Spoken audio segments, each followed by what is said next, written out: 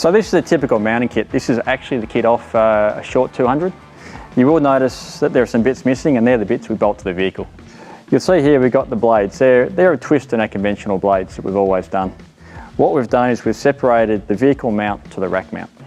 What that does is allows you to remove your blades and your rack and leave all your vehicle mounting in place. So it's 6 bolts and your rack comes off.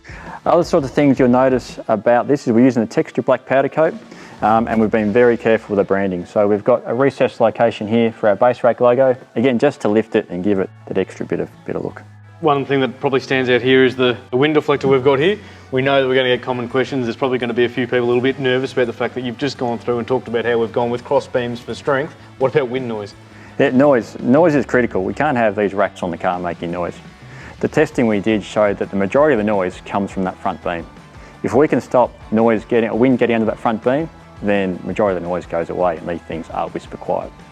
I can stand a testament to that. I've obviously spent a little bit of time with the launch videos and the likes, and they are a beautifully quiet rack. Every vehicle has a unique air deflector. They're all contoured to shape of the vehicle. Now talk to me a little bit more about these little brackets here, because from what I understand, we've also just improved easeability of fitting from on the vehicle versus off the vehicle, and just how easily these help the job. Yeah, so what we said, as I said before, that we're using the blades. So that's how we mount to the vehicle, but how do we join it to the rack itself?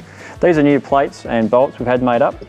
So what you've got here is, we call these a stud plate, and then we've got new square-headed studs that go into it. In the bottom of our base rack extrusion, you've got this channel. So all we've got to do now is we get our assembly here, which is just 2 bolts and the plate. We put it in and we turn it sideways. That adjusts back and forwards, like that, and then that interfaces here to the relevant point on our blades.